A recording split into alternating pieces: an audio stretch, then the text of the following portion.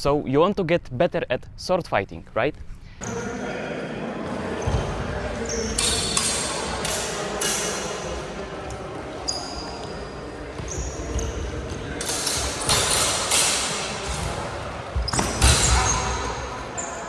One of the fastest ways I leveled up my skill wasn't by reinventing the whole wheel or designing new tricks. All I did was I lowered my ego and started to copy my masters, their footwork, their guards, their reaction, everything they did. So the people who were way ahead of me on the top of HEMA ratings. So I was learning by observation. At the beginning, when I was just only starting out my journey, I stopped being creative because I knew it wouldn't help me out. So I turned my brain off and I became an informational sponge.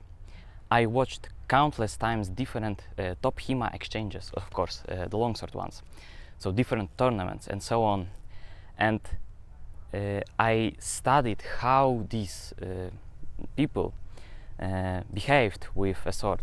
So I closely watched their footwork, their stances, their attacks, and weirdly it taught me more than just random drilling. So I closely studied how they move with the sword, not where they strike with the sword. As I think of it, 2 days ago I sparred with my coach, which happens to be Antonio Lobryski.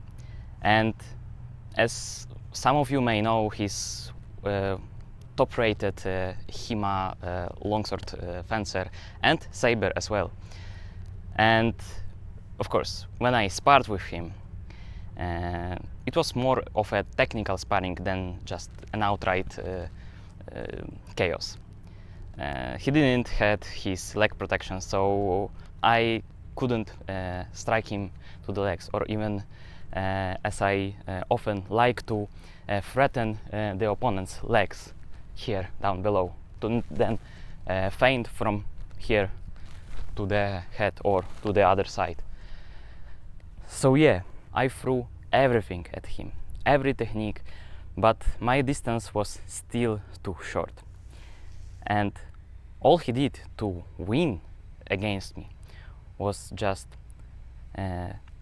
precise footwork and explosive but calm attacks.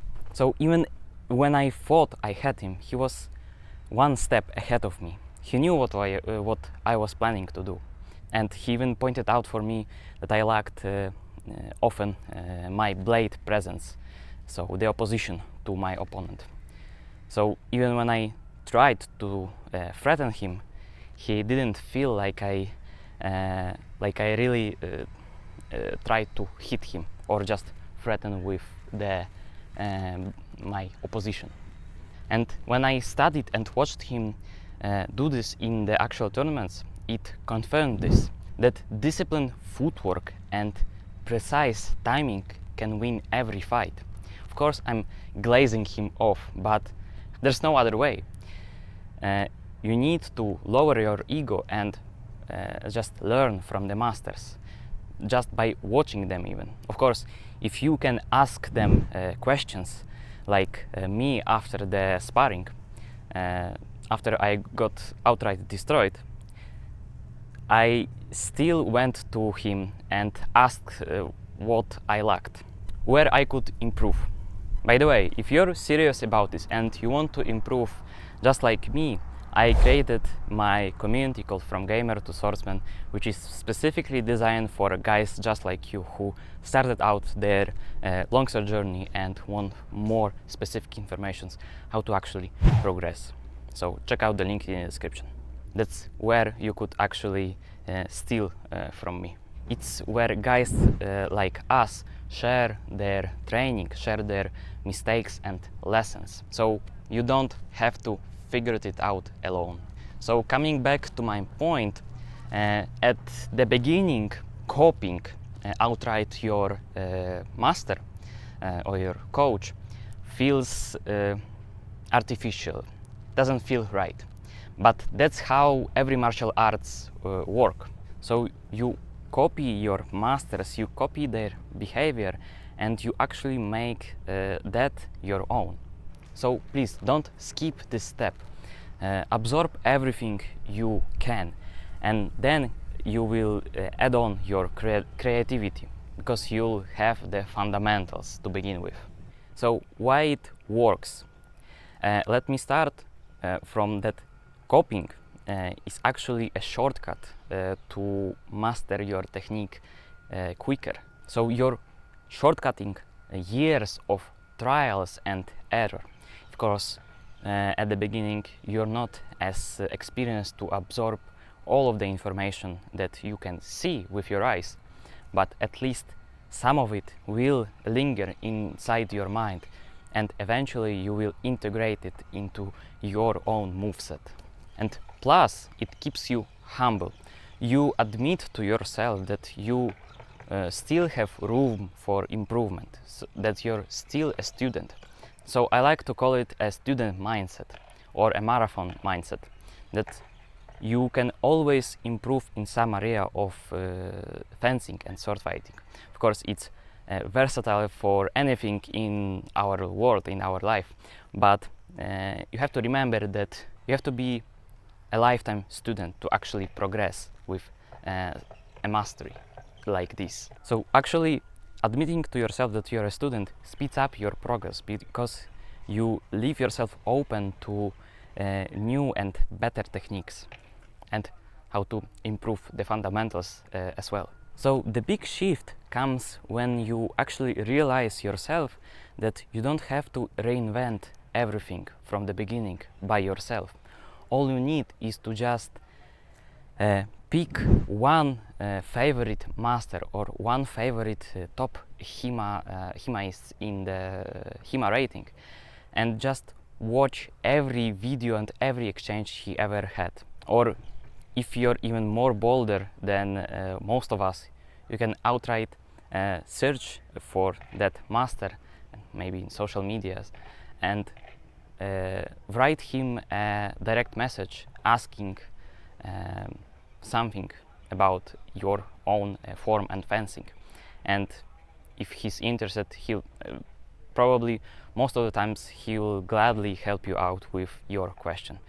But don't be that guy who spams with questions every day, every hour to some dude you found on the internet. And yeah, asking them around will actually help you out. But I'll be honest, don't spam with questions this master or someone who's just above you, because they'll get bored of you maybe, but worse, they will just block you.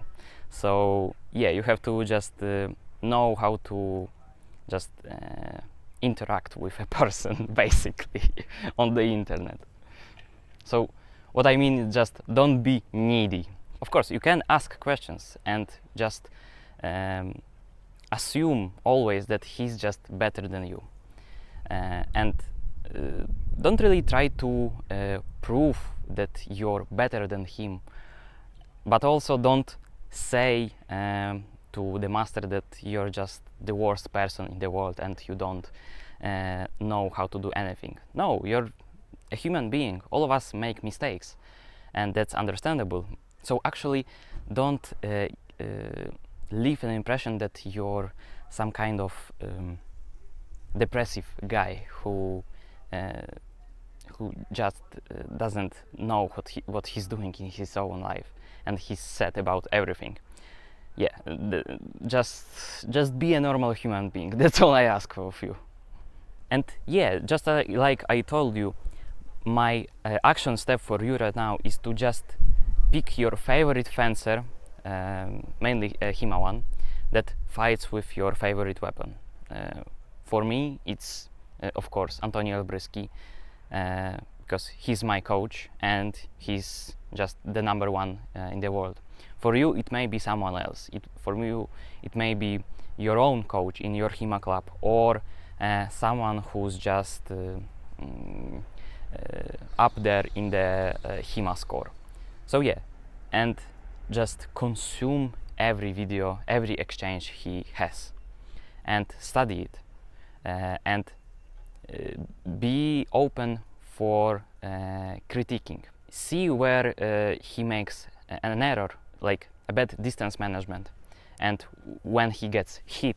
So coming back to my point, HEMA isn't about flashy moves. It's about refining with your technique, with discipline and constant practice. Because without that, there will be no progress. So yes, when you're copying someone who's better than you, at least try to integrate it into your moveset. And if you do it enough times yourself, you'll feel like it's natural for you to do very specific movement. And you'll actually do moves which are actually proven in the tournaments. So yes, the tournament exchanges are a very good place to learn from. So look, if you want to take a real step into becoming a swordsman and you're done with staying in the one place, making beginner mistakes all the time, I created for you a community called From Gamer to Swordsman, where I created my longsword beginner's guide for people just like you who want to start training HEMA, so historical martial arts. Of course, starting with a longsword. For now, mainly it's only a longsword program, but eventually I'll be a more experienced guy who will try more HEMA weapons and get better at them. But for now, I'm pretty good at the longsword, so I've listed specific solo drills that you can do even with a wooden stick or with a padded longsword that will skyrocket your own progress. And by the way, it's also a community of guys who share their own experience, who share their own mistakes and lessons, and you can steal their moves. So I really recommend you to check out the link in the description. And remember, always take the initiative.